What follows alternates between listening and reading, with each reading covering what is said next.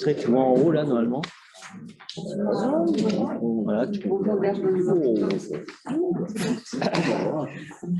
on est bon là? Alors je vous propose d'attaquer, il est 20h30, on a le quorum. Je vous rappelle qu'on est filmé, la caméra est là. On a quelques personnes qui nous ont rejoints en live et c'est enregistré. Comme d'habitude, on l'envoie sur le blog pour ceux qui veulent le regarder un soir de pluie, l'intégralité ou une partie du conseil. A priori, il y a Stéphanie Plaisant et Isabelle Nury qui se sont excusées. Et tout le reste est présent, je pense. J'ai le pouvoir d'Isabelle. Et donc Sylvain a le pouvoir d'Isabelle. Tu veux que je fasse le secrétaire? Oui, s'il te plaît, ouais. On est bon? Tu fais trop bien, non? Et il manque Hugues. Il est trop le meilleur. Et il manque Hugues, qui en général arrive juste à l'heure. C'est quoi de demander pour Laurent? On est bon? Attends. Ah ouais, ça, tu peux rattraper facile. Allez, je vous propose d'attaquer par le premier point à l'ordre du jour, c'est le contrat pour le critérium du Dauphiné, puisque je vous rappelle que le Sapé en Chartreuse est ville d'arrivée. Ah oui, on n'a pas... Ouais. Pourquoi je ne l'ai pas approuvé? Ah oui, approbation, pardon. Alors, on va reprendre dans l'ordre tranquillement. Approbation, qui permet à Hugues d'arriver. Approbation du compte rendu du Conseil, c'était le 8 avril 2021. Est-ce qu'il y avait des questions, observations là-dessus? Non, c'est bon? Eh bien, on le met aux voix. Quelqu'un est contre? S'abstient? Eh bien, il est approuvé. Je vous en remercie. Je vous confirme que je n'ai pas pris de décision au titre de mes délégations et donc on peut attaquer l'ordre du jour, comme je vous le disais, par le critérium du Dauphiné, le contrat entre ASO, organisateur, et la ville. Voilà. Les villes, enfin, c'est Saint-Martin-le-Vinou qui... Les collectivités hautes. Voilà. Alors, les collectivités hautes, il s'agit en fait de nous, puisqu'on est ville d'arrivée le 4 juin. Saint-Martin-le-Vinou, le lendemain, ville de départ. Grenoble Métropole et le département. Voilà. Ce sont les collectivités hautes qui vont signer ce contrat avec ASO, donc, qui est désigné dans le contrat présent par CDO, Critérium, Dauphiné Organisation. Voilà, donc le contrat, pour info, précise les conditions dans lesquelles on accueille la course, l'utilisation des droits publicitaires et promotionnels et les modalités de travail entre nos services et ASO ainsi que Grenoble-Alpes Métropole. Voilà, donc je pense que vous avez vu, pour ceux qui sont intéressés, le contrat où on détaille un petit peu nos différents.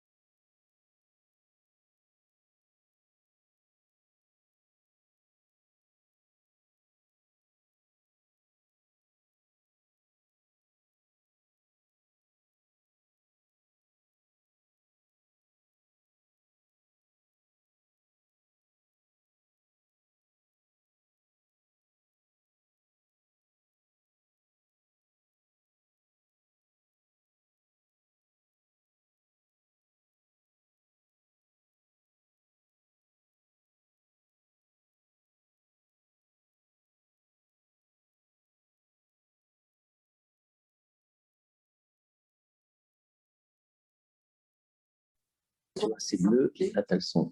En bas du sapé voilà. Et au-dessus, donc je pense que les gens monteront pour la plupart en vélo. Je pense qu'on a un gros besoin d'information des habitants parce que la circulation vraiment est très perturbée. Au niveau de l'école, au niveau de donc on va faire le point là avec elle pour faire passer quelque chose. On va le dérouler exact. D'accord. Le 4, c'est un samedi. C'est un vendredi. Ah oui, d'accord. Pour la sortie d'école, ça va être chaud. Hein. Oui. Ah bah, c'est pas de voiture. Entre 80 moins 15 de Donc, pour Sarsona, ce qu'on souhaiterait, c'est que le ramassage soit prévu plutôt à 5h moins quart. Ça doit pouvoir se faire, de garder les enfants jusqu'à 5h moins quart. Il faut juste voir avec. Au transporteur. Et après, le plus compliqué sera plutôt pour les collégiens et les lycéens. En fait, ils pourront descendre pour la remontée. La route est à partir de 95, 80. Donc, en fait, on voilà, donc on est en train de regarder si, voilà, si le SNAC peut quand même en fait, conserver son bus du soir. Parce qu'il voulait l'annuler, en fait. Donc, on a dit que non, quoi. Okay. De toute façon, ils sont dans la boucle. Hein. Oui, mais c'était la première information que vous avez donnée. Nous, on a dit, ce matin, on a dit que non. Okay. Et ce matin, la gendarmerie demandait à ce qu'on prenne un arrêté. Alors, il y a déjà des arrêtés prévus, je crois, mais un arrêté supplémentaire d'interdiction de stationner dans tout le chemin de voie, puisqu'il y a une déviation qui est mise depuis le pont du Gouillat. D'accord. Ça a fermé dès 9h du matin jusqu'à 19h. Et la fin de la déviation sera à l'intersection du chemin de l'eau. D'accord. Moi, j'ai pris l'arrêté général là. Voilà, et là, ce matin, voilà, il disait que ce serait bien de prendre un arrêté d'interdiction de stationner. Il n'y a pas beaucoup de voitures, mais il y en a quelques-unes qui traînent dans la rue. Parce que là, ça va, il y aura de la circulation et dans les deux sens. Ok. Ça, tu me feras un petit mail précis. Tu me feras un petit mail récap. Bon, on est bon là-dessus. Bon, de toute façon, je pense qu'on en reparlera un petit peu, puis il y aura de l'information, mais c'est vrai que ça va être une journée particulièrement perturbée en termes de circulation, mais bon, ça va être un peu la fête ici, ce qui sera sympa. C'est quoi la date déjà? Le 4 juin. 4 juin. Vendredi 4. 4 juin. Oui. Pas d'autres questions là-dessus? On est bon? On peut mettre aux voix. Est-ce que quelqu'un est contre? S'abstient? Eh bien, je vous remercie. Le point suivant, c'est pour Laurie, tarif des marchés. On vous a passé la proposition qu'on vous fait sur le tarif des marchés. Donc, on est parti sur une proposition de formule pour les abonnés moins de 35 jours par an. Une formule à moins de 4 mètres linéaires, donc par an, 300 €, ce qui revient à 25 € par mois. Et plus de 4 mètres linéaires, 350 €. Pour les abonnés qui viennent plus de 35 jours par an, pour moins de 4 mètres linéaires, on est à 250 € et pour plus de 4 mètres linéaires, à 300 €. Plus 2 € par jour pour l'électricité. Et les non-abonnés, c'est ceux qui viennent une fois de temps en temps, à 20 € par passage. Voilà. Donc, on a comparé, je suis allée chercher les tarifs de Crolles, Grenoble, Villard-de-Lans, Saint-Pierre-de-Chartreuse, Autran-Méaudre, Saint-Pierre-d'Entremont, Chartreuse et le dernier. Saint-Pierre-d'Entremont, en général, c'est Isère ou Savoie. Mais... Saint-Pierre-d'Entremont, oui, pardon, Isère, excuse-moi. Villard, je vous l'ai dit, et je ne sais plus lequel. Voilà. Donc, on a fait le tour un peu des communes comme nous. Pour info, certaines communes de montagne ne déneigent pas leur marché. Les commerçants se débrouillent, arrivent les pieds dans la neige et se débrouillent pour... Et les marchés ne se sont en général pas éclairés spécifiquement comme nous on l'a fait. Voilà. C'est le luxe. Pas le luxe, mais c'est déjà pas mal. C'est bien. Très bien. Donc voilà, donc je vous fais cette proposition-là. En gros, tu es cohérente avec les autres, quoi. C'est ça. Exactement. Ouais. Je suppose que chacun. On n'est pas plus cher, pas moins cher. C'est dans les clous. Tout à fait. Et là, c'est la commune qui encaisse. C'est la commune qui encaisse. Voilà. Il va encaisser. Donc, c'est rétroactif au 1er avril. Je vous propose de faire une rétroactivité au 1er avril 2021 pour être cohérent avec ce qu'on avait décidé l'année dernière, à savoir la gratuité accordée jusqu'au 30 mars 2021. Voilà. J'ai une question sur ce tarif. Donc, c'est un tarif à l'année, c'est-à-dire que les gens qui viennent que 6 mois, ils paieront une année complète. Comment ça se passe? C'est un nombre de jours. Donc, s'ils viennent 6 mois et qu'ils font moins de 35 jours, ben, ils sont dans le premier paquet. S'ils viennent 6 mois mais qu'ils font plus de 35 jours de présence, ils sont dans le deuxième paquet. Est-ce que ça concerne les 2 jours de marché? Oui. Donc en fait, c'est pour pousser les gens à dire C'est que- pour pousser les gens à être Merci. présents sur le marché le plus possible, que le marché soit le plus dynamique possible. Ouais, c'est logique. Qu'on n'ait pas un seul commerçant ou deux commerçants sur le marché. Et du coup, il ne faudrait pas avoir un prix par jour et par mètre linéaire. Parce que là, moi, je ne comprends pas comment est-ce qu'on peut calculer. Par jour, elle a dit, elle vous dit. Si, c'est le premier. Ah, c'est la Tu première- vois, tu refais la. C'est 20 € par jour de 20 présence. € par jour. Si tu veux venir 10 fois dans l'année, bah, tu payes 10 fois 20 €. Ouais, mais si on vient plus de 25 fois. Eh ben, Tu viens Et plus ben, de- si tu voilà, viens c'est- plus de 25 fois et moins de 35 fois, tu es donc abonné sur le premier tarif. Ouais. Si tu as 4 mètres linéaires, tu payeras 300 € par an. Enfin, 3 mètres linéaires. En fait, Tu payeras, on a fait Inférieur inférieur à 3 mètres Inférieur ou linéaires. égal. Donc, d'accord, c'est pareil, 1 mètre ou. voilà. Ouais. En général, c'est 3-4 mètres pour les petits et pour les grands, c'est au-dessus de 4 mètres jusqu'à 18 mètres. Bon. Et ce principe, en fait, quand on vient avec une journée, il n'est pas, quelle que soit la taille du camp, c'est pour 1 €. Il n'y a pas de. oui, Ouais. Oui, c'est un prix, Forfaitaire. il y a de l'électricité comprise. C'est 2 €. C'est 2 € l'électricité en plus. En plus. En plus, ça veut dire qu'il y a quelqu'un qui va faire l'appel à quoi il va compter le nombre de fois que. Tout à fait, tout à fait. On a un agent qui va veiller à ce que qui va tenir un tableau de bord. Voilà. C'est 2 € par jour l'électricité. Oui. Oui. C'est pas marqué. sur le- Non, c'est pas ça. Hein. Ouais, tu l'as vu. Ça doit XF quand même. Oui, on n'a pas mis sur le. Voilà, pas mis. Est-ce qu'il y avait d'autres questions là-dessus? Tu le rajoutes, Laurent, c'est ça? Oui. Et du coup, tu veux faire partir la facture à partir du mois d'avril? Début avril. À compter du 1er avril, rétroactif à compter du 1er avril. Parce que bon, il nous dit, mais où est-ce qu'on paye là? Oui, Ils sont très inquiets. et ils sont... Vous êtes pas inquiets, hein? Qui c'est qui a Dis-moi, à qui on paye?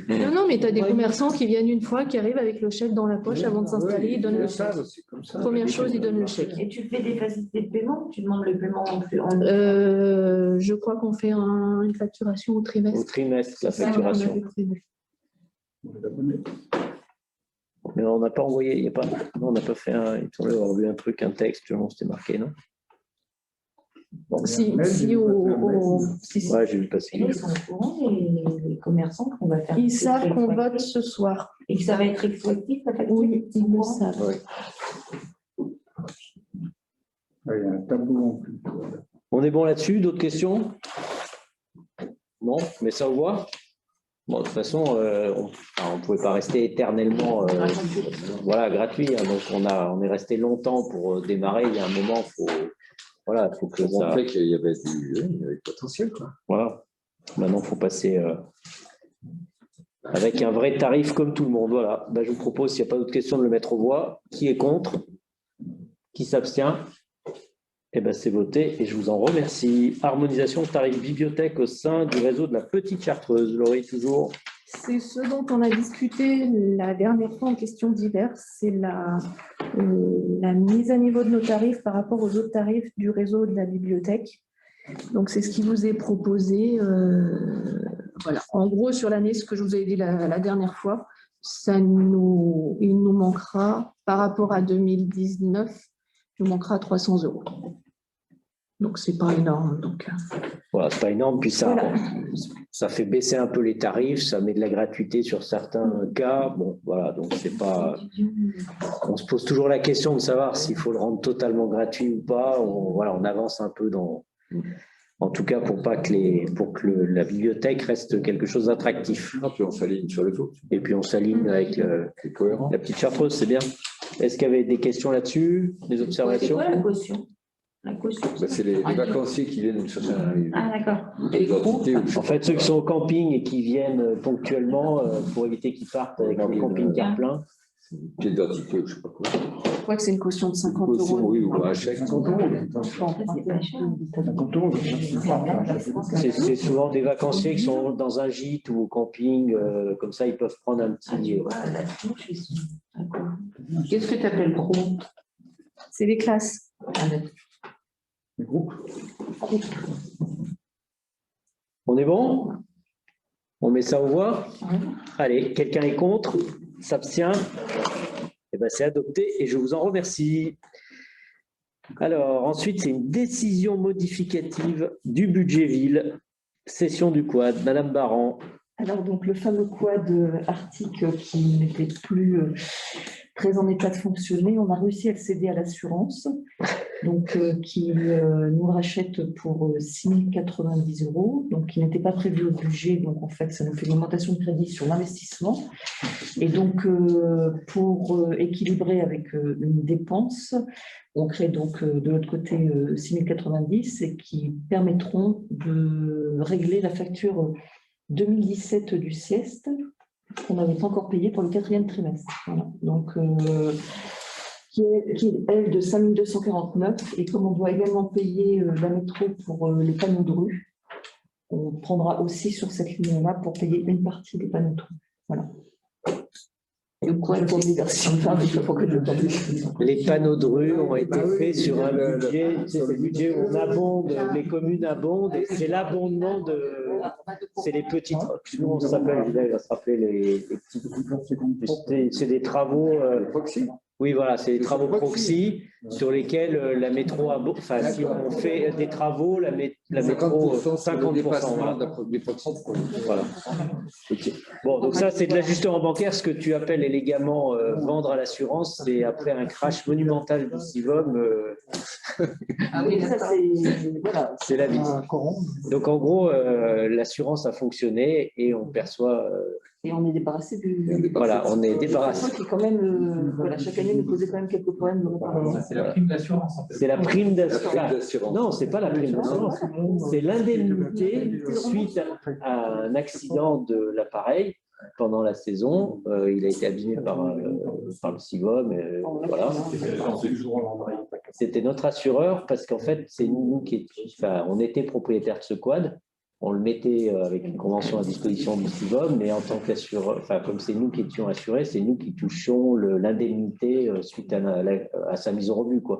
Donc il est parti à la casse, on touche sa valeur, et puis voilà. On n'a pas besoin de racheter un quad. Donc, il nous reste le quad rouge en espérant que pour puisse fonctionner. On est bon là pour l'ADM? Ça va à tout le monde? On met ça aux voix. Quelqu'un est contre? S'abstient? Eh bien, merci. Alors ensuite, convention d'objectifs et de financement entre la commune de Sarcenat, la commune du Sapé et l'association Saperlipopette. C'est Jean-Yves qui s'y colle? Allez. C'est une convention qu'on met en place suite à la demande de la CAF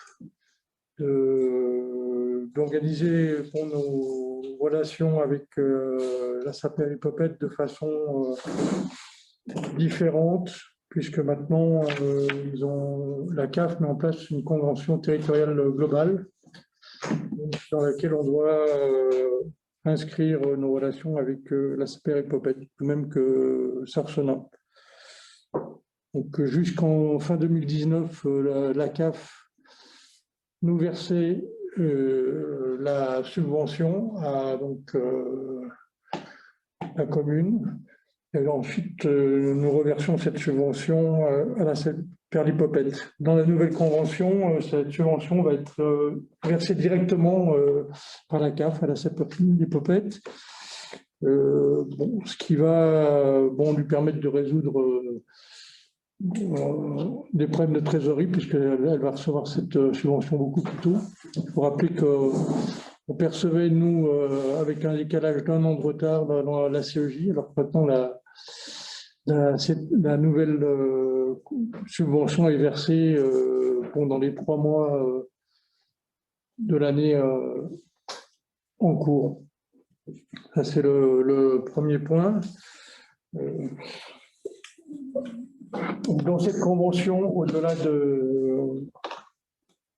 de cette subvention qui continue de verser, la crèche nous demande une nouvelle subvention que les communes vont verser au prorata du nombre d'enfants de chaque commune, pour un montant de 21 500 €. Donc cette subvention n'existait pas auparavant.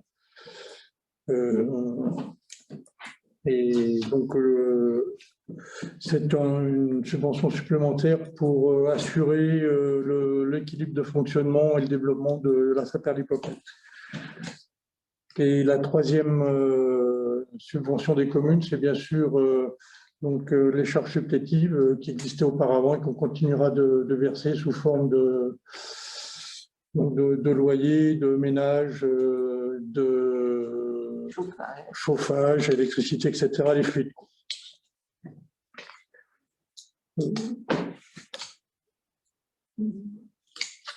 Donc, bon, on a mis un peu de temps à mettre en place cette convention, tout simplement parce que la CAF nous a fait connaître ces nouvelles conditions de financement que fin 2020.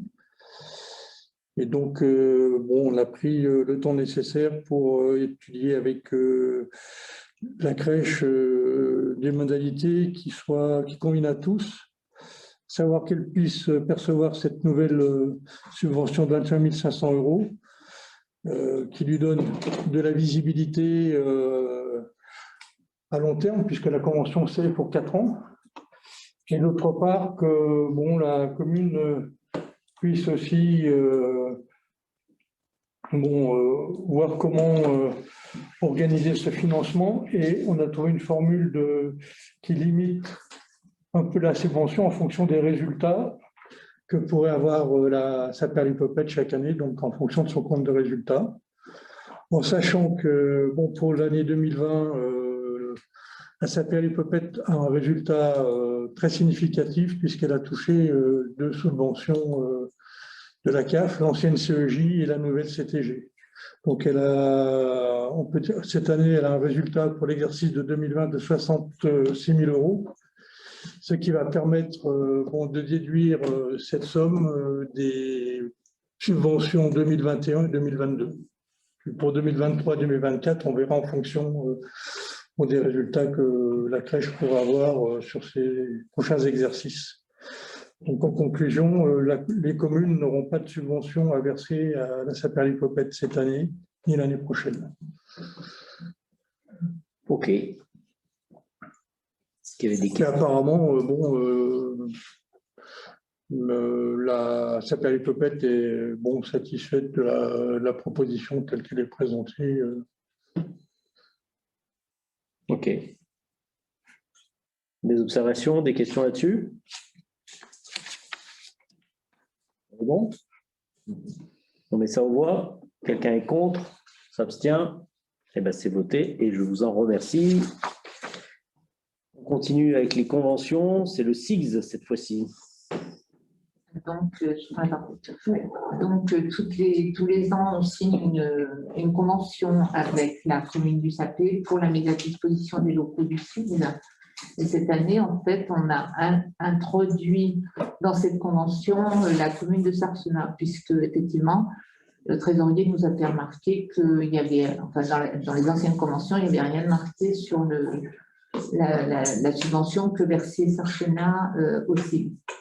Donc, on a établi une convention pour 3 ans et on a préféré faire une convention pour 3 ans, c'est une convention d'ordre général et tous les ans, on va avoir un avenant financier qui va reprendre en fait toutes les charges financières qui sont payées par la commune du Sapé et qui en fait sont rétribuées aussi. Donc, c'est pour ça qu'on fait un avenant, puisque cet avenant, enfin, les charges financières changent tous les ans. Il est plus facile de faire un avenant que de chaque fois de refaire une convention. Voilà, je ne sais pas si vous avez des questions. Alors, ce que je voudrais seulement, en fait, Sarcenat nous a envoyé une réflexion en ce qui concerne les associations, puisque la commune du Sapé met à la disposition des associations de village les salles du SIGS. Donc, le Sarcenat souhaiterait en fait qu'on rajoute simplement que les associations de Sarcenat peuvent effectivement profiter à titre gratuit des salles du SIGS.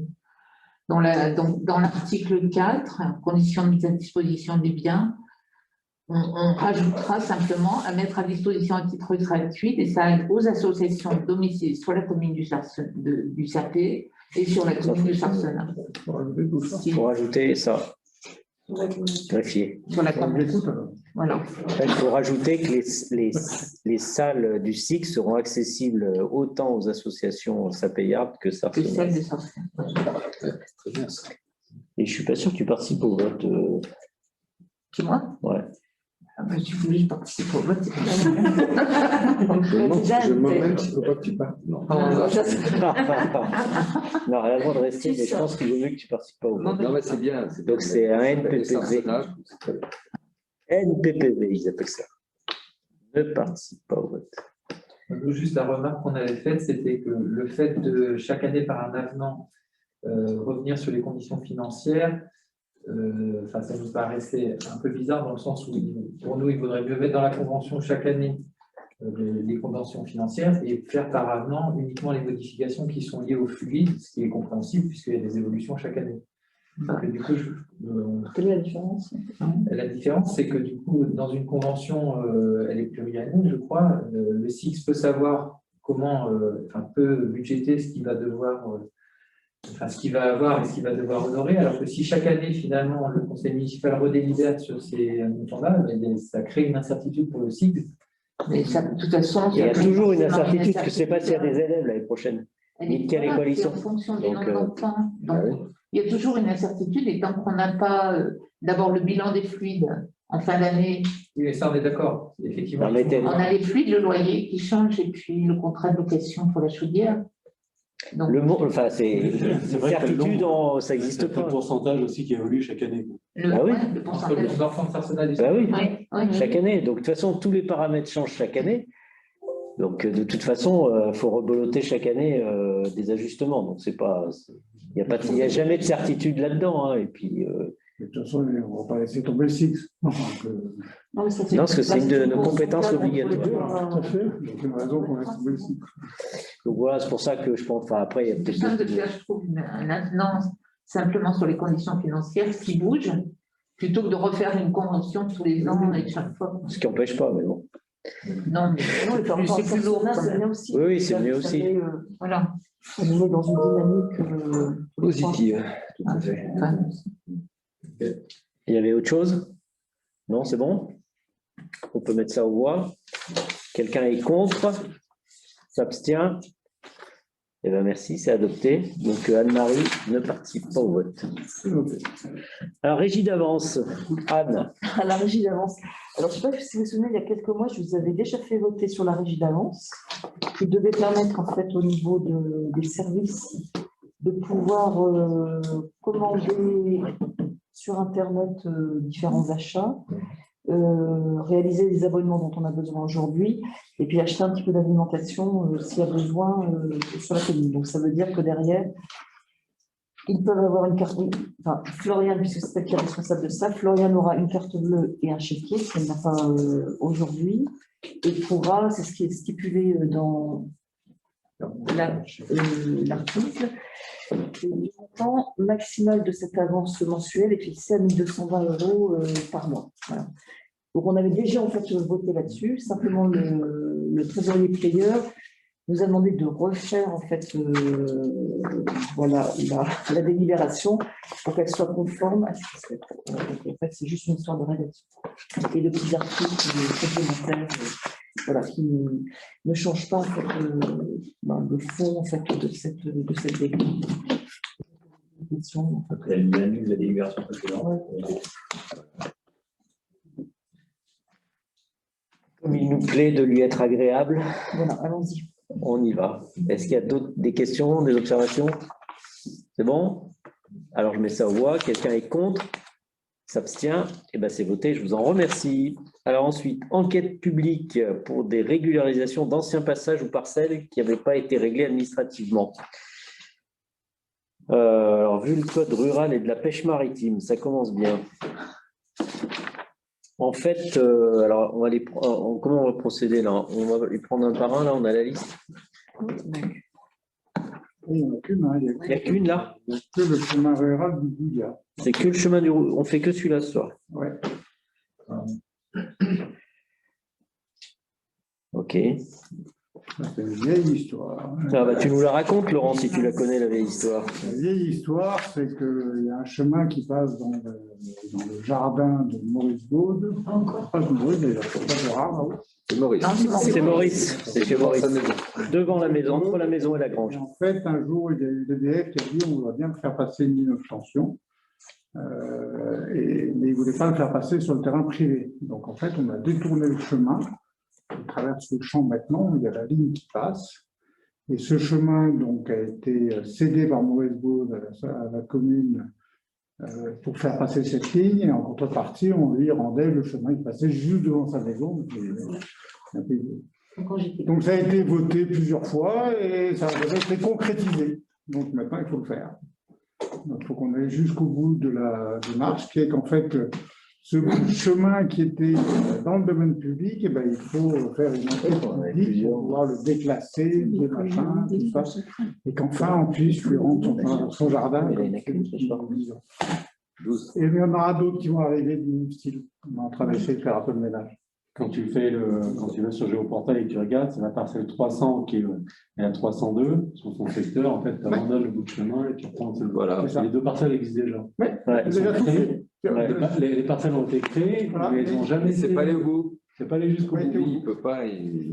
Donc là, en fait, tu as deux chemins communaux qui sont en parallèle, c'est ça? Non, le chemin communal, il est privé en fait. Le chemin est toujours privé de c'est le chemin qui est en fait, quand tu pars du petit pont en béton là, au niveau de chez Kita, l'ancien chemin, il montait tout droit. Et le nouveau, quand tu arrives au niveau de la propriété de Maurice, tu tournes à droite, angle droit, tu fais le tour du pré et tu tournes à gauche, angle droit et tu arrives sur la route. De toute façon, le cadastre, tu le vois bien. Ouais. Oui, il est bien. Mais c'est pas fini, quoi. Donc voilà. Donc du coup, un peu ce genre de choses. Du coup, comme on se sépare, voilà, d'un morceau du domaine public, il y a toute une procédure et avec enquête publique. Et là, on est à la première étape ce soir de cette régularisation. Voilà, je sais pas si c'est clair pour tout le monde. Il y en a d'autres qui vont arriver au fur et à mesure, des petites choses comme ça. Oui, il y en a 3 encore au moins dans les tuyaux là. Ouais. Bon, s'il n'y a pas d'autres questions là-dessus, c'est bon, on peut mettre aux voix. Allez, on le met aux voix. Qui est contre? S'abstient? Eh ben, c'est voté, je vous en remercie. Tarif du gîte communal. Laurie. Je vous propose de réviser les tarifs du gîte. Ceux-ci n'ont pas été modifiés depuis le 2e semestre 2014. Donc, ça fait un petit peu plus de 6 ans. Je vous propose uniquement les tarifs du gîte de groupe. Donc, vous avez les anciens tarifs, les nouveaux tarifs. En gros, on remonte de 50 € chaque tarif et on modifie le forfait de ménage de 15 € supplémentaires. Voilà. Des questions? Groupe, c'est combien de personnes? 30. Et le gîte est toujours plein de toute façon. Ah bah oui. Moi, là, on est en période compliquée, Covid. Mais sinon, non, oui, sur 52 week-ends de l'année, il doit être réservé, je ne vais pas te dire de bêtises, au minimum 45, si ce n'est pas plus. OK. Là, par exemple, pour cet automne, on a, si je ne dis pas de bêtises, Laura a dû recevoir la confirmation, on a encore l'école qui revient pour 6 ou 7 semaines, de mi-septembre à fin octobre. OK. J'ai une petite question quand même, parce que je trouve l'augmentation de 50 € pour la première nuit, ça fait 10%, et pour la dernière nuit, ça fait 50 € sur 2900. Bah, ça fait moins. C'est normal. Ça fait 0,7%. Pourquoi ce n'est pas 10% sur chaque tarif? Parce que ça ferait trop sur cette nuit.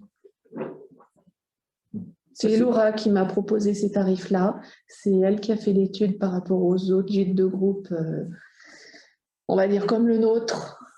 D'accord. Voilà. Parce que elle, quand il y a quelqu'un qui vient pour une nuit, la différence de travail entre une nuit et 7 nuits, il n'y en a pas tant que ça. Tu vois? Donc, je pense qu'elle, ce qu'elle cherche à faire, c'est plutôt avoir des gens qui restent longtemps, parce que tu n'as qu'une mise en place, qu'une sortie, qu'un ménage ou vérification. Enfin, tu as tout intérêt à ce que voilà, les gens restent un petit peu.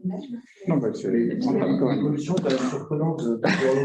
À 550, tu passes à plus 850 et plus 300. D'ailleurs, tu reprends plus 500, tu passes à 3 nuits. C'est après plutôt quelque chose qui a tendance à remplir. Et là, bizarre. Bon, c'est elle qui a proposé, c'est elle qui connaît son affaire. Ah, voilà. Après, on peut. C'est le tarif par nuit n'est pas très linéaire. Quoi. Ça pourrait être linéaire descendant, logique, mais non. Bon.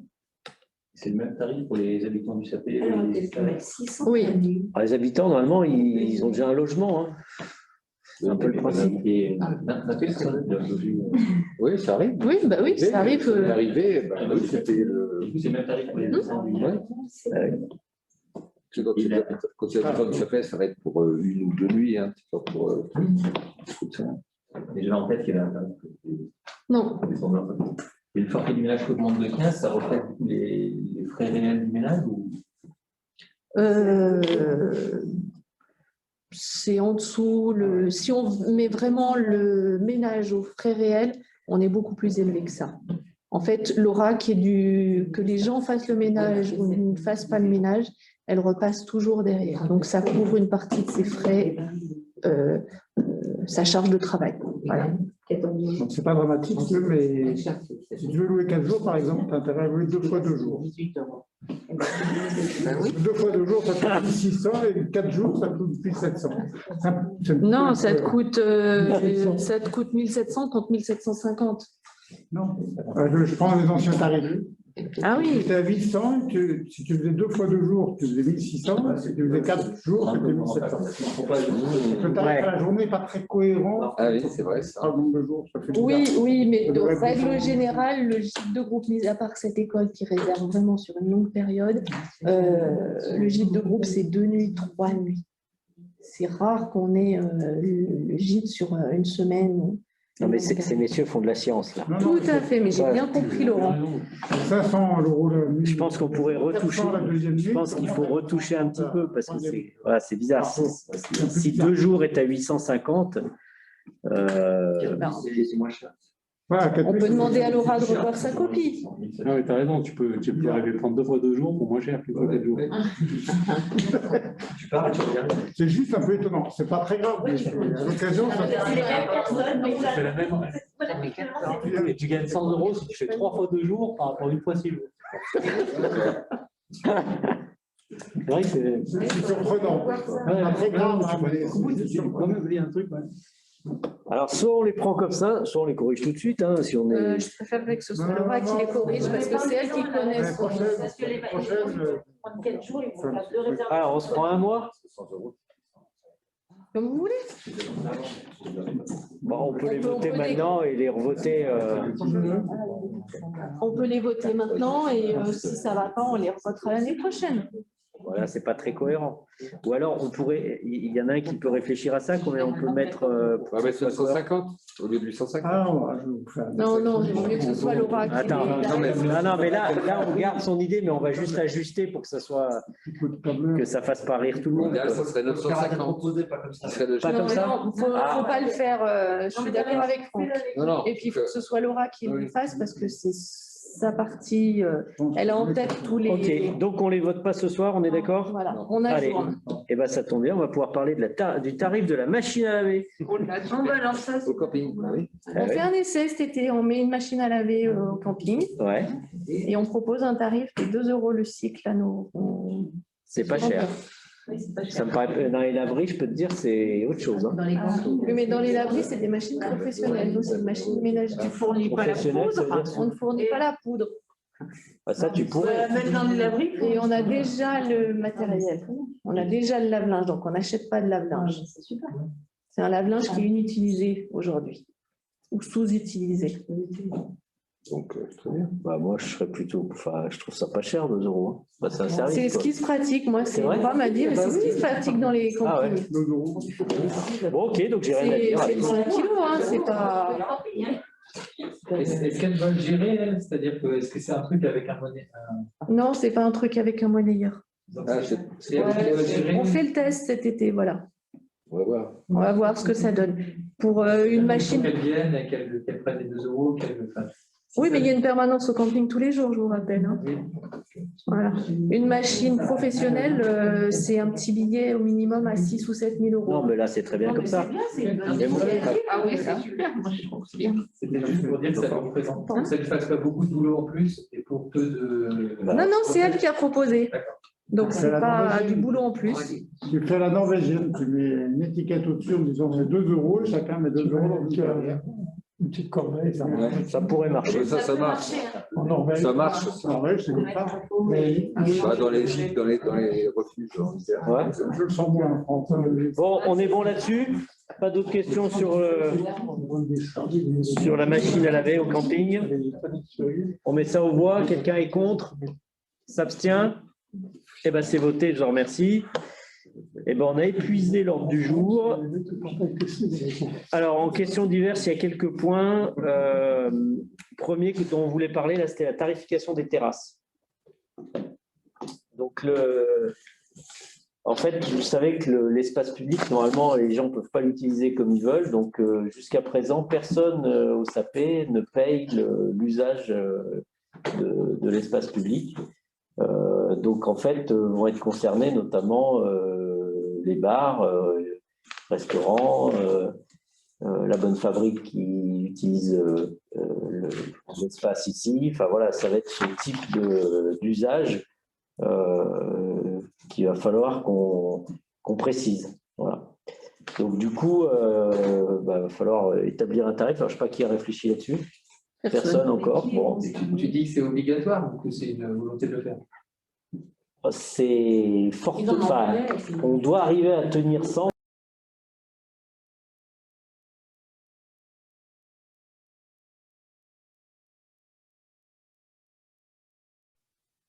Les cafetiers, ils hurlent. Bah Parce ouais, parce qu'ils ont fermé pendant. Et moi, je pense Comme qu'ils ça, cette année, c'est peut-être pas la meilleure année pour faire payer les terrasses.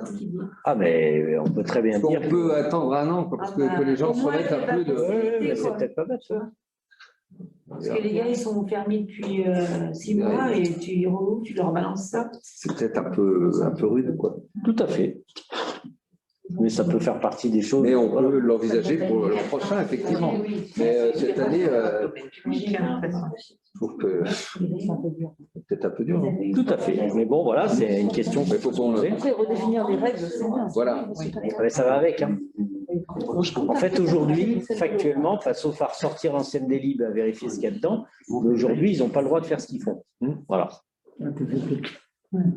Mais c'est sur le domaine public, hein, les tarifs. Oui, c'est ça. C'est au mètre carré. Bon, après, c'est des tarifs au mètre carré. Il y a plein de choses. On va en récupérer, on va regarder. Bon, voilà, il y avait ce point-là. Le deuxième point, conseil municipal des enfants et des jeunes. Qui c'est qui pilote cette action? Normalement, C'est Stéphanie, normalement. Alors, attends, Laurent pose la question du point précédent. Pour les terrasses, oui, tu me mets moi avec Anne ou Sylvain. Voilà. Oui, oui, très bien. Il y a un pilote. Oui, chef. Conseil municipal.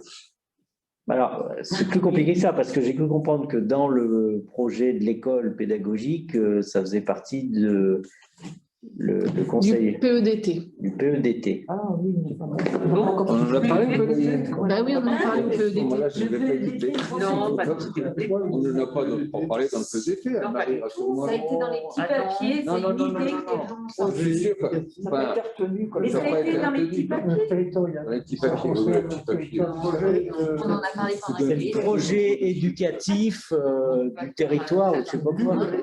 Par exemple, le D, c'est quoi le D? PED, le D. C'est Développement. développement territorial.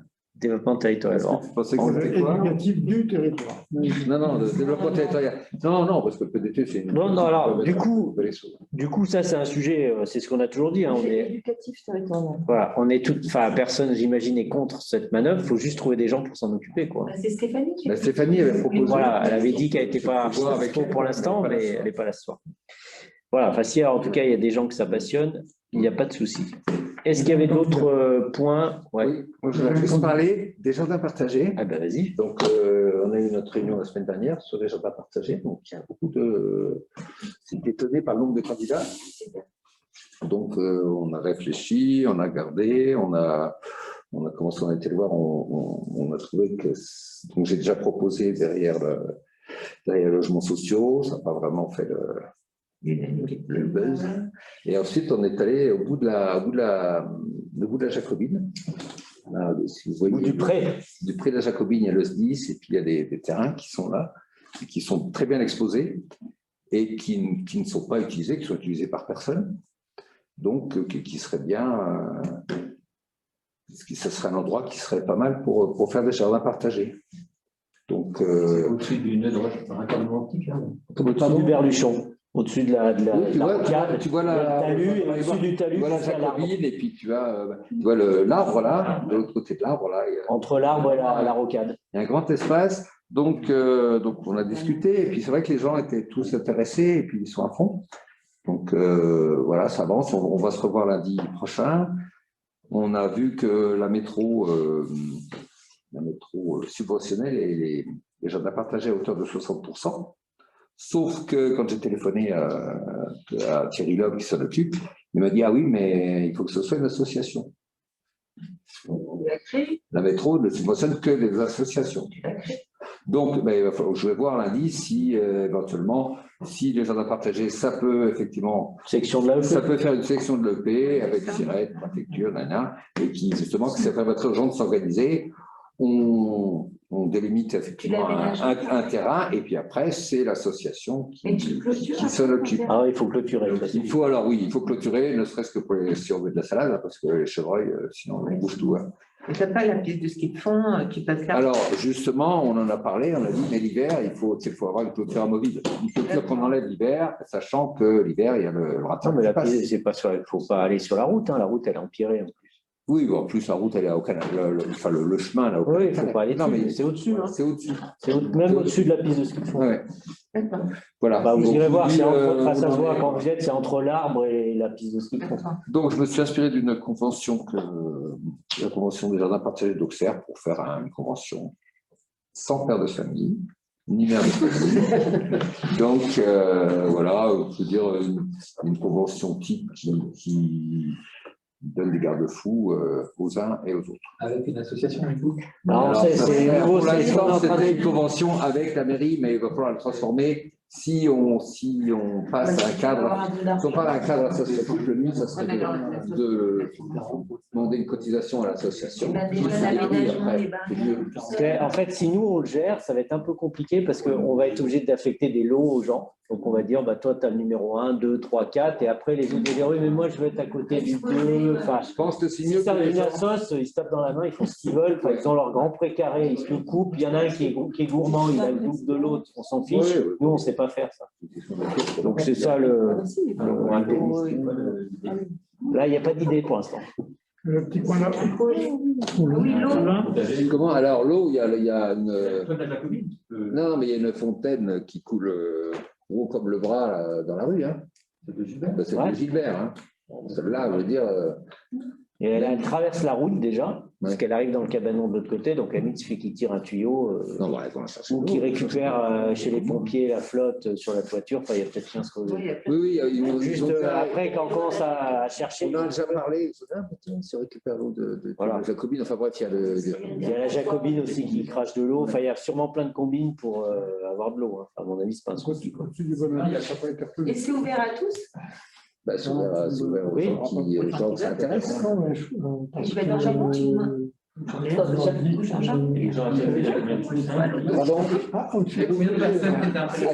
Il y en avait 10 à La Réunion et une autre personne qui m'a contacté après, et je pense qu'il va y en avoir après, il y aura certainement peut-être d'autres, donc je pense que délimiter l'espace. Comment? Tu demandes une participation. Alors, la mise à disposition dans la convention que j'aurais présentée, c'était une cotisation annuelle qui correspond à 50 centimes du mètre carré.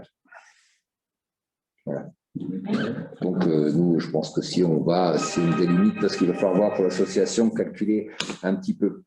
Bon, ils voulaient 40 mètres carrés chacun, mais je pense que c'est énorme, ça fait beaucoup.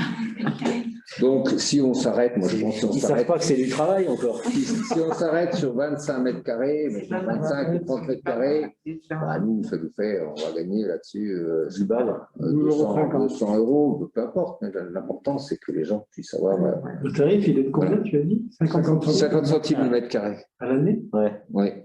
C'est pas cher. C'est pas cher, ça dépend de ce qu'on récolte. Hein, non, mais voilà, tu loues pour 20 euros, tu loues 40 mètres carrés.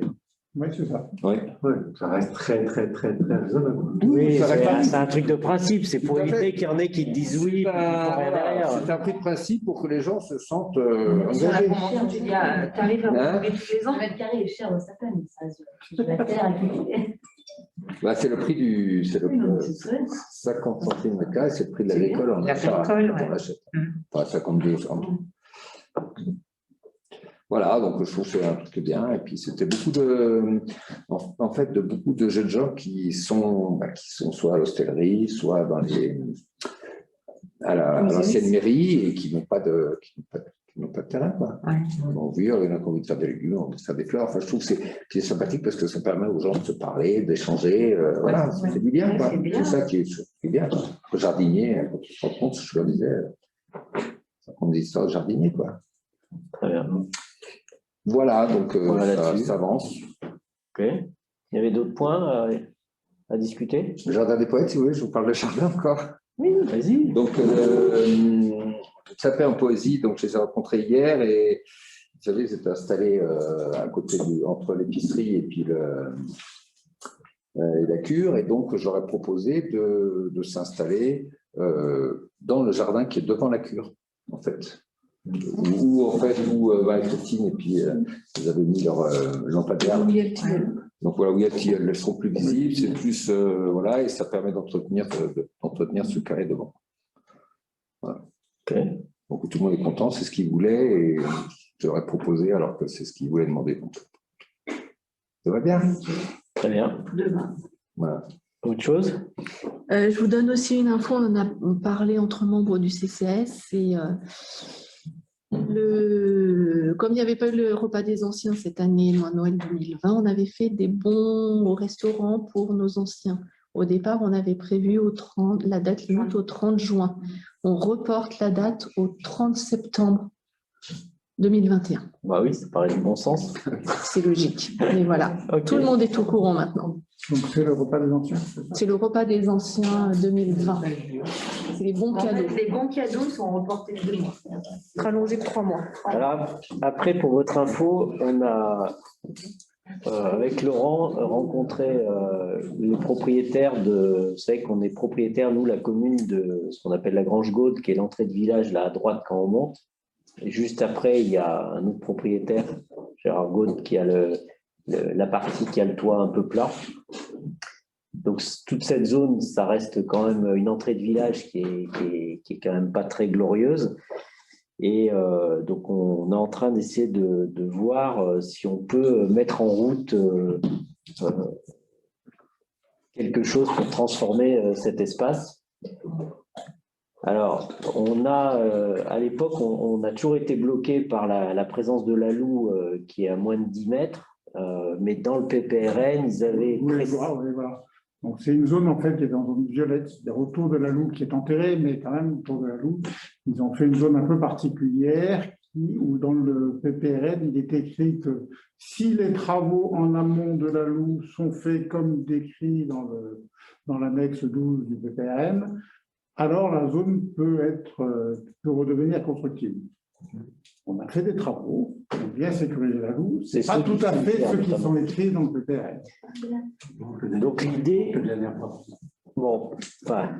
l'idée en tout cas, ça va être peut-être, on va essayer de déposer un permis qui sera peut-être sûrement pas celui qu'on va faire, mais pour voir comment ça va se bloquer dans le système et où ça va se bloquer et sur quels critères, très probablement, parce qu'on n'imagine pas qu'il passe comme une lettre à la poste. Et au moins, on saura quel est le problème et puis on verra s'il est de nature à être résolu. On va essayer d'argumenter, voilà. De faire traiter par la métro en argumentant le fait que les travaux ont été faits. Voilà. On va voir ce que ça donne. Alors, après, dans les idées absolument géniales qu'on pourrait avoir là-bas, c'est de tout raser. Voilà, parce qu'en fait, il n'y a rien qui tient debout. Il y a du mâche-fer, c'est tout, c'est quasiment irrécupérable. Ça serait tout de raser et de refaire un... Alors, c'est une idée, mais il peut y en avoir d'autres, mais ça pourrait être de faire des ateliers municipaux au rez-de-chaussée, côté ancienne mairie. Voilà, c'est-à-dire qu'en fait, c'est assez long et non visible de l'extérieur pour faire des portes de garage carrées, parce que là, à Jacobine, ils ont tous les engins en éventail, donc dès qu'ils veulent en sortir un, il faut tous les sortir, c'est l'enfer. Donc là, de faire des garages alignés, quoi. Propres, carrés. On doit pouvoir également élargir un peu le système pour avoir assez de place. Et sur cette base-là, en fait, on pourrait faire, qui serait de plein pied de l'autre côté, du logement, un peu dans la continuité de ce qui existe à l'hostellerie puis à la petite maison intermédiaire. Voilà. Donc, l'idée, ça serait à la fin d'avoir... Pardon ? L'ancienne poste. Ouais, l'ancienne poste. Bon, ancienne chérie. Ancien chéri. Voilà. Donc c'est une des idées, mais bon, ça peut ressembler à ça ou autre chose pour voir du coup l'espace qui est un petit peu caché là pour être l'espace un peu où il y a du sel, des trucs techniques, quoi. On garderait un bout du parking côté pompier. Enfin voilà, une idée. On pourrait en avoir d'autres, hein, je pense, mais on va essayer de se mettre d'accord avec Gérard Gaude et de proposer un projet qui pourrait ressembler à ça pour essayer de débloquer cette situation avant que cette grange nous tombe sur les bras ou les pieds et que ça reste pas finalement très esthétique en termes d'entrée de village, quoi. Voilà. Donc l'idée, en fait, ça serait que le projet serait financé par le fait qu'ils nous laissent le rez-de-chaussée. C'est-à-dire qu'ils font les travaux, ils nous rendent le rez-de-chaussée et c'est tout bon, quoi. On n'a pas d'argent à sortir. Oui, voilà, comme on n'a pas de moyens, on n'assurerait pas la maîtrise d'ouvrage de tout ça, mais il faudrait trouver une solution qui permet, en gros, nous, on donne le terrain quelque part et en échange, on nous laisse le soubassement, quoi, en quelque sorte, par exemple, hein, mais c'est pour voilà, que vous soyez au courant qu'il y a ce type de réflexion qui existe, il n'y a rien qui aboutit, on est au premier stade, voilà. Mais on va essayer d'avancer. L'accord de principe de Gérard Gaude de monter un projet ensemble. Voilà. Après, est-ce que ça pourra aller bien plus loin? On ne sait pas encore, mais voilà, il y a ça qui est... Sachant que là-dessus, il y a deux choses sur la Loue, pour y avoir travaillé dessus, qui est génial. C'est que tu arrives à être inconstructible là, parce que la Loue a été tracée sur son ancien tracé, c'est-à-dire qu'il passait contre le bâtiment. Ouais. Donc aujourd'hui, elle est enterrée et elle passe à 30 mètres. C'est que si la Loue déborde, aujourd'hui, elle déborde au-dessus du cimetière. Ouais. Parce qu'entre le cimetière et en dessous de la commune, enfin, en dessous du terrain, elle est enterrée. Donc si elle déborde, elle inonde tout le monde, sauf ce bâtiment-là. C'est celui-là qui n'est pas constructible. C'est là où on arrive à avoir des aberrations dans le système qui est complètement délirant, quoi. C'est-à-dire. Parce que la Loue, une fois qu'elle déborde au niveau du cimetière, elle passe par-dessus le cimetière, puis après elle reprend la route. Et puis avant de déborder au cimetière, je peux te dire qu'elle va déborder X fois avant. Hein. Donc je ne sais pas ce qu'il y a. Justement pour que ça, voilà, jamais soit contenu un peu plus haut. On va partir sur la nationale, en fait. Bon, voilà. Et puis les premiers travaux qui avaient été faits, c'est en face du terrain existe qui est en vente aujourd'hui. Ouais. Les premiers travaux qui avaient été réalisés en confortement. Après, il y a le Dalo qui était à faire en dessous, un premier. Après, il y a le débord chez Podelier, et après, le débord au cimetière. Alors, puisque tu parles d'Actis, c'est un autre point qu'on peut aborder. Donc, pour votre information, mais ça, vous le savez depuis longtemps, le terrain Actis, c'est celui qui est à la jonction Praillère-Jaillère, là, en bas, avec l'enrochement. C'est un terrain qui fait 4500 m² à peu près, dont seulement 2000 m² sont constructibles aux caisses de 5%, donc ce qui permet de faire 100 m² de construction. Et ce terrain est à la vente par Actis. Et actuellement, il y a plusieurs offres qui ont été faites. Pour vous donner un ordre de grandeur, hein, mais c'est au-dessus de 300 000 € que c'est en train de se négocier. Et donc, dans les conventions, contrats qui lient Actis et la commune à l'époque du maire Roger Caracache, à l'époque où il était question de faire les logements sociaux sur ce terrain, la commune a un droit ou une préférence d'achat. Je n'ai pas lu, tu l'as lu? Oui, j'ai une préférence. Ils sont obligés de nous faire refuser le tarif qui était prévu à l'époque, c'est-à-dire 84 000 € le terrain, plus les travaux qu'ils ont fait, eux, pour 660 000. Voilà. Ah oui. Voilà. Donc, si on veut le racheter 734 000, on peut. On a le droit. Bon, après, ils sont obligés de te le proposer au tarif où ils l'ont acheté, plus les travaux. Ouais, c'est ce qui était écrit dans la convention. Ah, putain, dommage. Alors, après, on pourrait aussi faire une offre juste au-dessus, comme n'importe qui. On n'est n'est peut-être pas obligé d'aller au maximum. Mais... La convention, c'est ça. Oui, la convention de droit, on l'a à ce prix-là si on le veut. Voilà. Mais, on ne peut pas nous le refuser. Il ne va pas nous le refuser à ce prix-là. Par contre, si on faisait une offre au niveau de ce qui est à 350 000 €, on pourrait être susceptible de l'avoir. Voilà. Bon, moi, j'en vois pas grand intérêt, mais je sais pas, on me fait savoir, donc parce qu'il va falloir qu'on se positionne là-dessus. Alors, soit j'aurai le droit, je vous mets votre sentiment, hein, parce qu'ils veulent avancer, quoi, donc avoir votre sentiment, mais si je leur réponds direct qu'on n'est pas intéressé. Non. Non, mais non. De toute façon, on ne peut pas l'acheter. Oui, de toute façon, on n'a pas, là, on n'a pas les, mais voilà. C'est clair pour tout le monde, ce truc. Voilà. Troisième gros morceau sur lequel on est en train de regarder, là, c'est l'extension du camping, où on travaille à essayer de voir dans quelle mesure on serait susceptible de donner un avenir à tous les terrains qui sont entre la première ligne de maison de la rue de Loie et le camping. Et les terrains sous Pajon, là, et la BNP. Tout ce grand espace-là, qui est centre-village. Aujourd'hui, il est, à l'exception d'un terrain qui fait 1000 m², qui appartient à un investisseur, tout le reste appartient à la famille Recordet. Comme avec eux, on est en train de régler l'affaire qui est sous l'école et qu'on a un accord qui va probablement sortir. Dans la foulée de ça, on est en train de regarder si on est capable de gérer la totalité de ce terrain pour voir comment on peut prendre le problème. Encore une fois, on n'a pas les moyens, parce qu'en fait, ça serait assez simple, hein, ils nous vendraient un certain prix. Donc après, la question, c'est qu'aujourd'hui, ça a fait l'objet d'un stécal de la métro qui le rend finalement disponible que pour faire du camping. Je le fais rapide, mais c'est à peu près ça. Ce qui ne veut pas dire que ça ne peut pas évoluer à terme, mais en l'état, c'est comme ça. Ce qui veut dire que si on veut le modifier, il faudrait, je ne sais pas combien de temps, 3-4 ans, quoi. Oui, c'est un truc à moyen terme, quoi. Nous, on ne saurait pas le faire rapidement, en tout cas, le rendre constructible. Donc, quelle est la valeur de ce terrain qui potentiellement pourrait l'être un jour, mais qui ne l'est pas et dont on n'a absolument pas la certitude qu'il le sera un jour? À combien on peut le négocier? Est-ce qu'on a les moyens d'acheter et quelle surface on peut acheter? Enfin, vous voyez, c'est des problèmes de cette nature-là. On a fait le tour de tous les propriétaires un peu autour et globalement, tout le monde est à peu près intéressé pour essayer de figer les situations pour éviter de se retrouver avec des immeubles ou des lotissements comme ça a été envisagé dans le passé, quoi. Donc voilà, on travaille un peu ce sujet. Je préfère que vous soyez informés de ça, puisque j'ai rencontré la plupart des propriétaires riverains, quoi. Voilà. C'est PLUI qui l'a passé non constructible, non urbanisable? Non, il était avant, il a eu plein de statuts, mais il était en NA, c'est-à-dire en zone future de construction, parce qu'à l'époque des postes, il fallait créer ces zones-là, donc ils en avaient créé, et quand on est passé en PLUI, on a essayé de les démonter autant que possible, quoi. Voilà. Et donc, de cette zone-là est devenu le stécal réservé camping. C'est devenu une zone naturelle.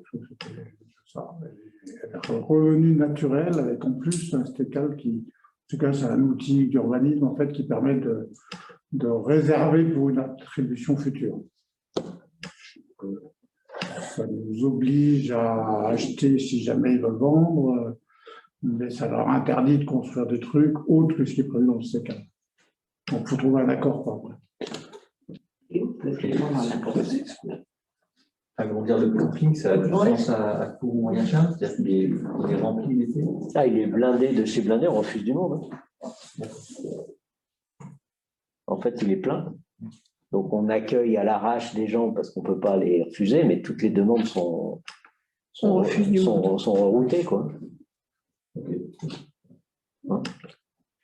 Donc ça, c'est un peu dommage, mais c'est lié au volume tel qu'il se présente aujourd'hui. Donc si on arrivait à pouvoir accéder à ces terrains au-dessus, ça pourrait être intéressant. C'est quoi la surface extensive en pourcentage par rapport à la surface du camping, en gros? On gagnerait combien? Il faut doubler. Si tu prends tout, tu doubles. C'est plus que doublé, je crois. Ouais, on a vu d'œil, c'est un peu plus que doublé. C'est l'ordre de grandeur, c'est doublé. Pardon? Ça demanderait un peu d'équipement. Ah bah Ah bah oui, oui, voilà, il est après. obligé de... Mais après, c'est un investissement rentable. Après, ça va être la seule. Pardon? Très d'argent. Ah oui, on peut parler des roulottes aussi. Oh, bah, on est riche ce soir. On va parler des roulottes. Alors, on est bon pour les terrains. Enfin, je vous donne ces infos. Je vous le dis parce que voilà, j'en discute avec certains, donc il n'y a pas de raison que vous ne soyez pas au courant. Mais voilà, il n'y a rien de fait. C'est on va dire de la prospective tranquille, quoi, pour essayer de voir si on est capable d'avancer sur ces sujets, quoi. Alors, sujet roulotte. Alors, roulotte et autres. En fait, on reçoit régulièrement des demandes de gens qui rêvent d'installer des tiny, des yourtes, des roulottes, de l'habitat, on va dire insolite. Voilà. Et en fait, sur la totalité du PLUI de la métro, c'est absolument interdit d'installer ce type d'habitat, même dans son jardin. Voilà. Et le seul endroit où on peut le faire, c'est le camping du Sapin. Voilà. Peut-être au camping de Cessin, mais il est plein de travailleurs. Voilà, donc c'est pas forcément l'ambiance de ceux qui veulent mettre une yourte entre 12 travailleurs artisans polonais qui. Voilà, c'est pas tout à fait la même ambiance. Donc du coup, on a pas mal de demandes. Alors, il y a plusieurs natures de demandes. Il y en a qui veulent vivre ici toute l'année. Alors bon, se pose des questions. Il y en a d'autres. Donc là, on avait une proposition de Jean du Sapé qui voulait en gros tester une yourte, voir comment ça se passait, éventuellement la louer derrière. Bon, donc on n'a pas dit non. Mais on n'a pas eu pour l'instant, c'est pas concrétisé. On a une nouvelle demande de personnes qui ont un gîte sur le Sapé et qui voudraient mettre une roulotte, tout simplement. Une roulotte de charme, tu as raison de préciser. Donc du coup, les idées simples, ça pourrait être de se dire, nous, finalement, on loue un emplacement à l'année. On pourrait même leur garantir de l'avoir pendant 3 ans, par exemple. Tant qu'ils payent toute l'année ce que paye n'importe quel campeur, ça ne pose pas de souci. C'est eux qui gèrent l'entrée-sortie dans leur caravane. Et puis voilà, quoi. Hein. Donc, je sais pas, alors nous, en réfléchissant, on se dit que ça pose pas de gros soucis. Après, quand même, on se dit, qu'est-ce qui se passe si on a, je sais pas combien de gens qui nous disent, mais moi aussi, je vais en mettre une. S'il y a 15 personnes qui avec leur roulotte et tout, voilà, autre chose. Alors, est-ce que jusqu'à combien de roulottes on dit oui ou non de charme? Voilà. C'est vrai qu'on avait eu cette discussion, je suis à l'automne. Pour la yourte, ouais. Le principe, c'était d'accord, mais qu'il ne reste pas. Je me souviens de quelque chose comme ça. Ouais, alors, en fait, ce qu'on se disait, mais ça rentre dans l'équation de ce truc-là, parce que après, ce qu'on ne voulait pas avec la yourte, c'est que des gens habitent. Enfin, ce qu'on ne veut pas, c'est que dans le camping, quelque part, que le modèle, ça soit suite de Cessin ou de ce type de camping urbain, où à la fin, on se retrouve qu'avec des artisans, des gens en chantier de longue durée, ou peut-être pas des marginaux, mais des gens qui veulent vivre un peu autrement, et on se retrouve finalement avec un espèce de lotissement de camionnettes et de gens comme ça. Donc, on essaye d'éviter ça, de précaires. Et ça nous pose souci parce que derrière, le campeur itinérant, quand il arrive, se met entre 2 camionnettes blanches. Alors, ça ne peut pas filtrer entre les roulottes de charme et les accidents. On ne peut pas se permettre de faire ça. Alors, en fait, la roulotte de charme, le fait qu'il faut être loué, en fait. L'idée, c'est de la louer sur Airbnb par celui qui la met. Ouais. Il fait du beurre sur le camping municipal. Il le loue, lui. Il le loue. Il loue l'emplacement. Mais on a envie d'adapter le tarif. Ah bah oui. En fait, nous, on a un emplacement. L'avantage, c'est que l'emplacement, il est loué à l'année. Alors que sinon, on aurait peut-être un emplacement. Louer la moitié de l'année, quoi. Donc en fait, nous, ça nous fait une rentabilité plus importante. Après, lui, et puis ça fait une attractivité pour le camping, parce que quand Et ça reste du touristique, quoi. Mais on a le droit de louer à la nuit, il me semblait qu'on n'avait pas le droit. Mais non, mais ça reste du On peut revoir, le tarif. on peut revoir le tarif et le règlement intérieur du camping. Voilà. C'est la On peut mettre des sous-location. conditions, c'est à réfléchir. Ouais, non, mais c'est. Comment? Non, je dis, c'est un peu le même principe que les gens dans les grands campings sur la côte qui achètent des mobilos. Exactement le principe. C'est ça le principe. Bon, enfin, Ça peut être, Et plus joli. ça comme de la résidence Et de secondaire charme. pas chère. Mais de charme. Non, mais c'est-à-dire que C'est de la résidence secondaire ça pas fait, chère. ça fait une attractivité pour le camping. Parce et pour le village, parce que ça fait des gens Ça qui fait viennent, des gens, qui vont à l'épicerie, qui vont. que c'est effectivement, c'est. Enfin, ce qu'on nous Le a principe présenté, du c'est quelque code, chose- c'est un peu poussé, quoi. Voilà, où t'as les draps à l'intérieur, quoi. Mais c'est pas, c'est pas nous, mairie, qui gérons le truc. Avec ton sac de couchage. Alors, il y a deux sortes de roulottes. Il y a celles qui sont, entre guillemets, sèches, avec que l'électricité, et d'autres où il y a douche, WC, tout intégré. Ouais. Donc, après, le problème, c'est qu'on pourrait se dire, nous aussi, on pourrait le faire, à la limite, puis on met sur Airbnb, on fait le business. Et les potes, c'est exactement ce qu'on fait. Donc, on pourrait aussi se dire, on fait ça, sauf qu'il faut acheter une roulotte qui vaut 30 ou 50 000 euros. Il faut assumer, nous, le fait que c'est rentable, pas rentable. Il faut aller rentrer les gens, les sortir, faire la pub. Bon, alors, d'ailleurs, on peut toujours le faire à tout moment, mais est-ce que on veut rentrer là-dedans ou pas? Est-ce que finalement, si nous, on loue notre emplacement et il y a des gens qui viennent dans le village grâce à cette activité sans que nous, on ait à investir, qu'il y a un privé qui le fait, moi, ça ne me pose pas de souci. Enfin, ce n'est pas dans notre mission régalienne. Voilà, donc. Moi, je trouve que le problème que ça peut poser, c'est Laura, elle gère un peu les entrées-sorties, elle voit qui est au camping qui transite. Là, il y aurait du coup un flux Elle de maîtrise pas. personnes qui lui échapperaient. Donc, il y aurait des personnes qui viendront au camping, elles ne sauraient pas trop s'ils sont dedans, pas dedans. Et peut-être faire un peu le contrôle de ce qui se passe globalement au camping. Et pour compléter, si l'expérience des pods est intéressante, peut-être que c'est plutôt la vocation de la commune d'aller vers ce type d'installation plutôt que de céder ou de louer le terrain à quelqu'un qui est en train de se faire. Ce soit plutôt Après, ça veut dire que nous, on investit, voilà, comme on a fait dans les pods, mais après, jusqu'où on va, quoi. Après, voilà, c'est un peu ça. Si la roulotte d'achat est plus sympa que les pods, on peut prendre des pods. Alors, tu vois, ça, c'est pareil. Ça, on y a pensé à ça. Ça, on y a pensé, mais en réalité, genre des choses, c'est que quand tu t'aperçois que la roulotte est pleine et qu'il y a des pods à côté, tu peux finir dans le pod et inversement. C'est comme toujours, le commerce s'appelle le commerce et le désert reste le désert, quoi. Et le pod coûte certainement moins cher en location.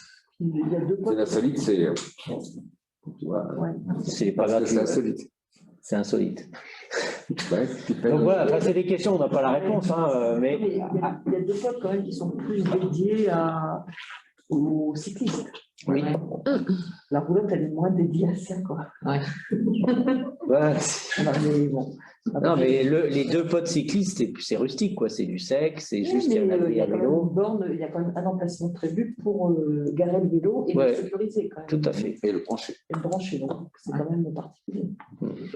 Mais au camping, actuellement, on a droit à 25 places seulement. Hein. Les pods, ils arrivent quand Le 15 juillet. Oui, tu as raison, il y a une capacité maximum, je ne sais pas combien. Mais C'est un petit peu ambigu. Bon, on a posé la question à la préfecture, on n'a pas la réponse. On n'a pas la réponse, parce que les places, tu les délimites comment? Quelle question? Savoir quelle est la capacité du camping. Il y a un arrêté là-dessus. Du coup, pour l'instant, on n'a pas, sur cette roulotte, on n'a pas tranché. Nous, on se dit que de toute façon, on n'a pas les moyens déjà, les pods, c'est une grosse affaire pour nous. Donc, déjà, il faut qu'on digère ça, qu'on voie comment ça marche, etc. Donc, si en plus, on a une énergie privée, entre guillemets, qui veut améliorer, parce que je pense que c'est un plus pour l'attractivité globale du système. Nous, ça nous sécurise des emplacements en termes de location. Alors Laura, ça peut lui compliquer un chouille la vie par rapport à ce que tu dis, mais d'un autre côté, elle n'a pas à faire les entrées, sorties, à facturer. Enfin, elle a une facture par an au lieu d'en faire 52, quoi. Donc, enfin, au final, elle est gagnée. Elle n'a pas le ménage, pas le nettoyage. C'est en termes de gestion de ce qui se passe sur le camping. Voilà. Donc c'est pour Laura, je pense pas que ça soit tout pesé. Hein, ouais, ça, On aura il y a certainement. du plus et du moins, mais je pense qu'au global, elle va beaucoup moins s'agacer que ce qu'elle a aujourd'hui avec des gens qui ne savent pas où se mettre, qui l'attendent, qui ont besoin d'un truc, voilà, qui veulent utiliser la machine à laver le linge, mais qui n'ont pas la lessive. Enfin, c'est tout ce truc-là qu'elle doit gérer. Alors que là, entre guillemets, ça serait plus transparent pour elle. Bon, à voir. En tout cas, on a ce problème. Alors, nous, pour l'instant, l'idée, c'était de dire on se fixe une limite dans un premier temps, parce que d'abord, pourquoi on dirait oui à ce projet et non à celui-là et oui à celui-là? Bon. Donc, l'idée, ça serait plutôt de dire, bon, globalement, on va peut-être autoriser ce type d'habitat, parce qu'on peut avoir le truc avec une tiny demain qui arrive très vite, quoi. On pourrait se dire, on s'autorise d'accepter ce type d'hébergement. On pourrait en fixer une limite qui pourrait être de 3 emplacements, mais histoire de fixer une limite un jour donné. Et puis on se dit, de toute façon, on les donne pour une durée de 1 an, 3 ans, peu importe, on fixe une limite, en disant qu'il y a une commission ou le conseil, chaque fois qu'il y a une place de libre et qu'il y a des candidats, on regarde, puis si 3 c'est pas assez, on en fera 4, et si 3 c'est trop, on en fera 2. Enfin, j'en sais rien, mais on est en train d'essayer de se tâter pour trouver une formule comme ça. Voilà. Où on en est là-dessus. On est bon? Il y avait autre chose? Alors, juste pour finir, pour que tout le monde soit au courant, vous n'êtes pas sans ignorer qu'il y a des élections le 20 et 27 juin pour le département et la région. Et pour votre information, je suis candidat sur le canton de Mélan-Domaine, qui est le nôtre. Départemental. Et départemental, oui. Ah oui. Équipe avec Agnès Manuel de Domaine, qui est la conseillère départementale sortante. Et voilà, on s'engage dans cette aventure parce que, comme vous le savez, y compris notre commune, on vit essentiellement de subventions du département de l'Isère. Voilà. Et puis parce qu'il s'y passe plein de choses passionnantes. Voilà, que vous soyez informés. Donc, je vais lancer bientôt les invitations à venir me rejoindre pour tenir le bureau de vote. Il sera plus nombreux aujourd'hui, puisqu'il y aura 2 bureaux de vote. En fait, il n'y aura qu'une entrée. Et après, il y aura 2 bureaux de vote à tenir avec 2 urnes. Donc, ça fait 3. Et on fera ça. Tu fais un planning? 7 personnes. Et on fera ça à la salle des fêtes. Ça fait 2 heures à peu près. Voilà. Ouais, et tu vas le faire passer, quoi. Eh ben, je vais vous envoyer un dossier de quelque chose. Mais il faut avoir Et du coup, il faut avoir eu des Mais il faut être soit vacciné, soit immunisé, soit avoir fait un test PCR 2 jours avant. Ah, d'accord. C'est un petit souci parce que c'est pas. Et même, j'ai entendu qu'on pouvait organiser les élections à l'extérieur. Par exemple, là, sur Paris. Non, c'est ça, dans la salle des fêtes. Nous, On a trouvé un truc dans la salle des fêtes. Salle des fêtes, ça marche, on a de la place, on fera rentrer. Circulation qui va bien. Il n'y a pas de Et c'est problème. approuvé par la préfecture. Et ça a été approuvé par la préfecture, notre Il organisation. faut faire un test. Moi, si je Mais toi, tu es pas Moi, je suis pas vaccinée, non? Bah, ceux qui veulent vacciner, je vous dis, j'ai des papiers. Là. Si tu veux être vacciné, tu peux. Oui. Demandez-vous ceux qui sont, il faut un coup de tampon, le demander à la mairie. Là. Remplissez-le, ceux qui sont intéressés, remplissez-le, puis je vais chercher le tampon. On est bon, là, on a fait le tour de tout ce qu'on pouvait dire. Eh ben, merci à tous. Et puis, bonne fin de soirée. Allez.